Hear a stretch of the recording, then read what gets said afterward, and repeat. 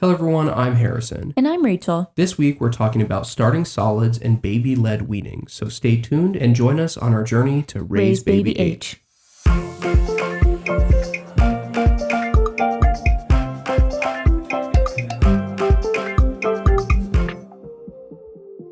When Edison was 5 months old, which feels like forever ago, I started looking into how we were going to start solids and all the supplies we needed to buy for that. At Edison's 4-month appointment, his pediatrician told us to skip rice cereal and that he would probably be ready to start solids once he was 6 months old. When we finally had that 6-month appointment, we weren't given a ton of guidance. Our pediatrician basically said, try to introduce him to as many fruits and vegetables as you can, whether that's purees or solid food. We definitely appreciate that our pediatrician recognizes that there are several approaches to raising children and that she totally left that up to us, however we felt comfortable going about it. Yeah, we're definitely not here to say that baby-led weaning is the only way because we do both. Edison gets purees on nights that we aren't able to make food for him, and he also gets solid foods, and that's been a really good mix for us.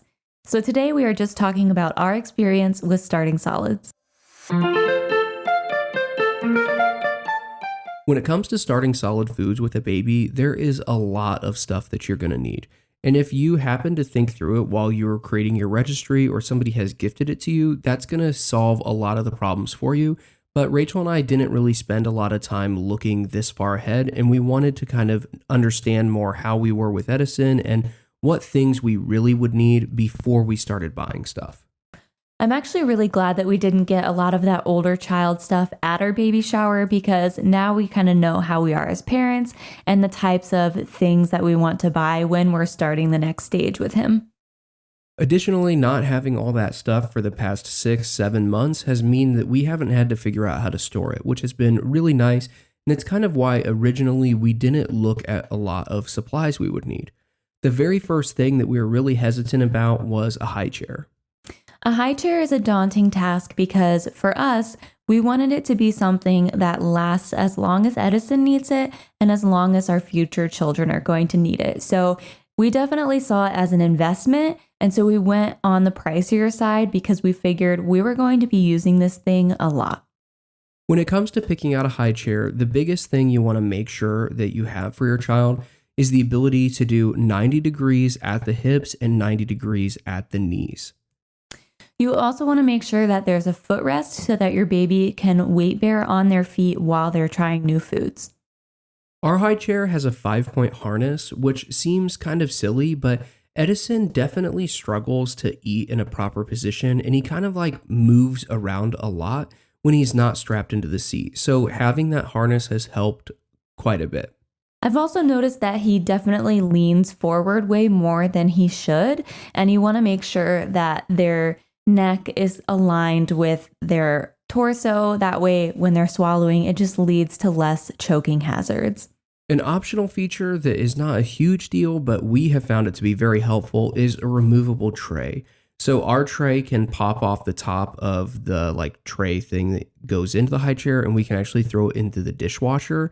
It makes it a lot easier to clean, and it's really easy because you can kind of give Edison all his food already on this tray, but already have him in the seat. It also makes it so that when he's a little bit older, he can sit at the table in this high chair and not have the tray attached and just eat at the table with us. This was kind of a big thing for us. We wanted to make sure the high chair grew with Edison. So the one we ended up picking, the seat can get lowered, the footrest can get removed, and eventually we'll take all of this stuff off and he will be able to sit at the table with us in this high chair. It's also really easy to clean. Like Harrison said, we can just pop that tray off and throw it in the dishwasher. The seat doesn't have any fabric on it, so it's really easy to just wipe it down, throw the straps in the washer, and go from there. The seat actually has a cushion, so it's not like he's just sitting right on the wood. And that cushion can pop off and you can wipe it down with wet wipes or a wet paper towel or whatever you want and make sure that you're really getting all the food out of all the crevices. And he gets food everywhere. So this is definitely a big thing, and we take the cushions off quite a bit to clean it. And the last thing that was really important to us is that it doesn't take up a ton of space. We've seen a lot of high chairs that have legs that just sprawl out absurdly far or have these weird configurations that don't make any sense and just look really awkward at your table. This chair looks really nice at our table and it doesn't take up any more space than a regular chair does. We actually ended up putting an extra dining room chair in the nursery so that Edison could have space at the table all the time. So his high chair is always out, it's always at the table, and the high chair we ended up getting actually has the option to change like the type of wood or cushion colors and things like that to better match your table if that's something that you're kind of concerned about. So we've rambled on about this and haven't even mentioned the type of high chair that we got. So it's from Abby, and it's spelled Abiie. It's a small business and they sell it on Amazon. And what we like about this is it's very similar to a lot of the top recommended high chairs for baby-led weaning, but it's considerably more affordable. When we bought this, it was actually a very late decision. We were planning on buying the Ergo Baby, which is like $300. It's a very expensive. And then we found out that it doesn't even come with a tray. You'd have to buy it separate. And that was just kind of like the tipping point for us. So we just looked for anything that was similar to that. And this is kind of what came up. And so, yeah, the high chair is a little bit on the pricier side, but we knew that we were going to be using this for quite a long time. And we would rather buy one that lasts a while and is nice than buy a bunch of not as nice ones. Another thing that you're going to need when your baby starts eating is bibs. So there's lots out there. You can get cloth bibs, silicone bibs. There's even like a plasticky type. And so it just depends on what you think works best for you. We were gifted a ton of cloth bibs at our baby shower, and we only have one silicone.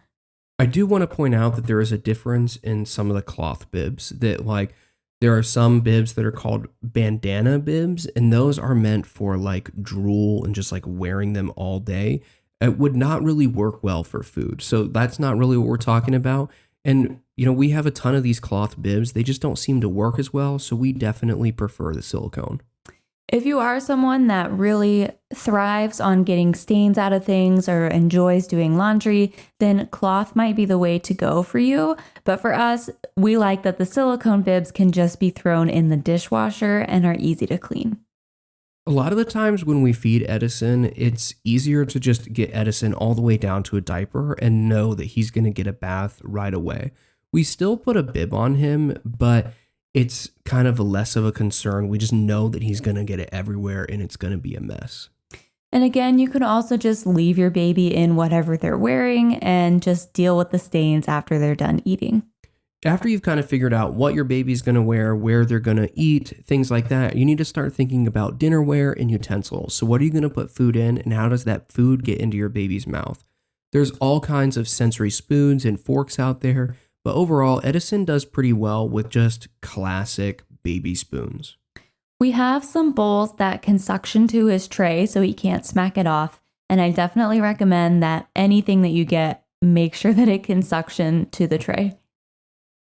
He hasn't really developed an interest in trying to pull these things off, so that's not really a concern. It's just that when he holds food in his hand, he kind of like waves it around like it's a magic wand, and he'll smack his bowl not knowingly. It's nice that the bowl stays on the tray, so it's not just going to get flung across the room any more than, you know, all the other food does.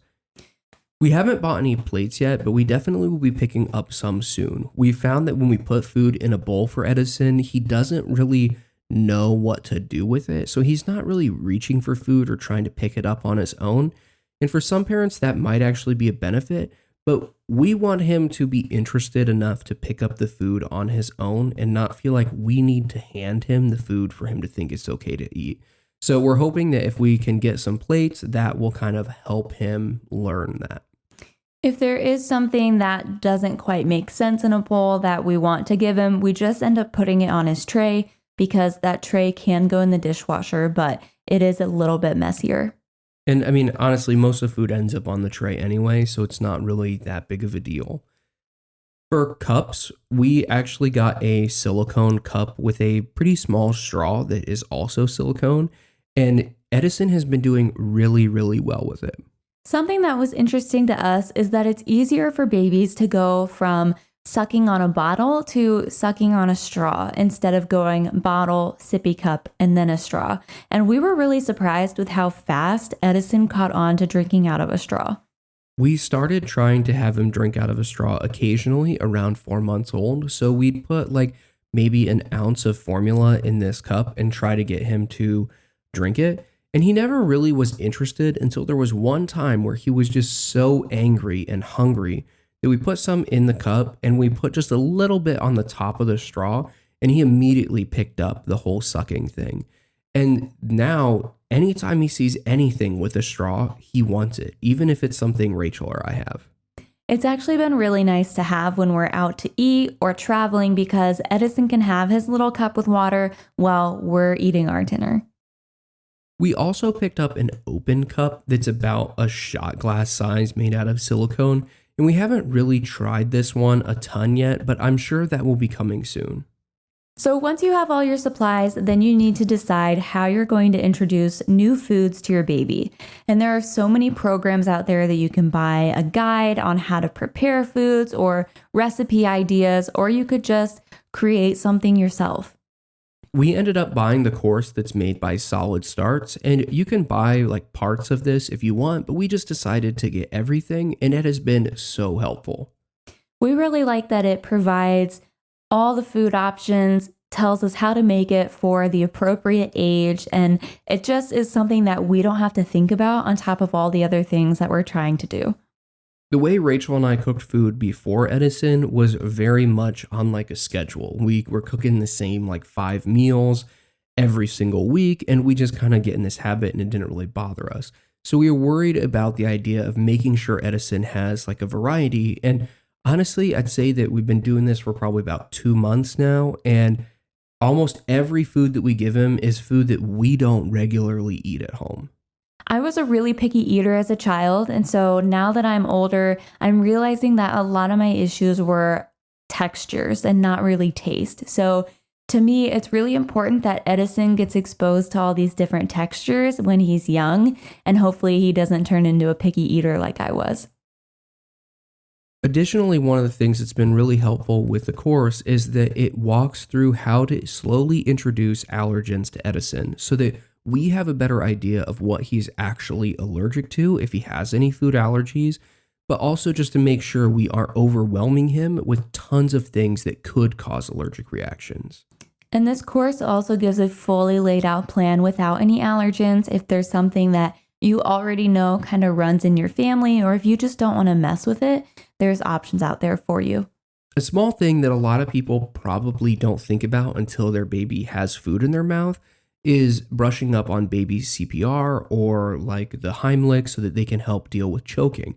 And this course actually provides more information on how to do that with your baby so you can kind of get a brush up before you start giving your baby foods they could choke on. And you also want to be aware of what allergic reactions look like in your baby. So Edison has some eczema, and our pediatrician was kind of warning us that it'll be harder to spot because he already has rashes on his skin. But we definitely know signs to look out for a severe allergy. So while we have been introducing Edison to these foods, there's a few tips that we've kind of put together that have been really helpful for us and, might help you when you're introducing solids. So the first thing is that you should try to eat together. It's actually been really nice to just set time aside and make sure that we're all eating as a family. And it's made it so that Harrison and I are not eating out as much, and that we kind of have to think of what do we want to eat while Edison is eating, because it's way harder for Edison to eat when we go out to eat. I've really enjoyed the time where we kind of put everything together, sit down at the table and eat. And before Edison was here, it wasn't something that Rachel and I did a ton, but I definitely am enjoying it a lot more. And it's just fun to watch Edison eat. So another thing that's helpful is to try to eat the same foods if it is possible. We've only been able to do this twice, and that was when we had broccoli and steak. And Edison definitely loved both of those foods, and it was really cool for us to kind of put some on our fork and take a bite and then watch him try to mimic that. Now, we technically could have done this a lot more times if we wanted, but Rachel is a pretty picky eater. So, like when he's eating avocado, Rachel didn't want anything like that. So, it's definitely possible to do it more than we do, but it's kind of fun. And I do think that Edison enjoys when he's eating something that's similar to us. We've also been trying to implement a little bit of baby sign language so Edison can learn how to ask for more and to tell us when he's all done with his meal.